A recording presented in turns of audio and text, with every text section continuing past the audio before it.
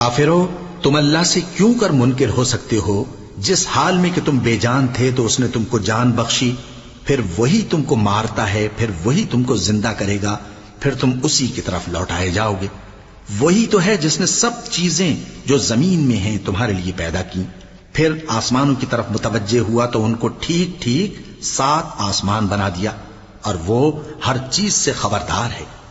اور وہ وقت یاد کرنے کے قابل ہے جب تمہارے پروردگار نے فرشتوں سے فرمایا کہ میں زمین میں اپنا نائب بنانے والا ہوں۔ انہوں نے کہا، کیا تو اس میں ایسے شخص کو نائب بنانا چاہتا ہے جو خرابیاں کرے اور کچھ تو خون کرتا پھرے؟ اور ہم تیری تعریف کے ساتھ تسبیح و تقدیس کرتے رہتے ہیں۔ فرمایا، میں وہ باتیں جانتا ہوں جو تم نہیں جانتے۔ اور اس نے آدم کو سب چیزوں کے نام سکھائے، پھر ان کو فرشتوں کے سامنے کیا اور فرمایا کہ اگر سچے ہو تو مجھے ان کے نام بتاؤ۔ انہوں نے کہا، تو پاک ہے، جتنا علم تو نے ہمیں بخشا ہے اس کے سوا ہمیں کچھ معلوم نہیں، بے شک تو دانا ہے، حکمت والا ہے۔ تب اللہ نے آدم کو حکم دیا کہ آدم، تم ان کو ان چیزوں کے نام بتاؤ۔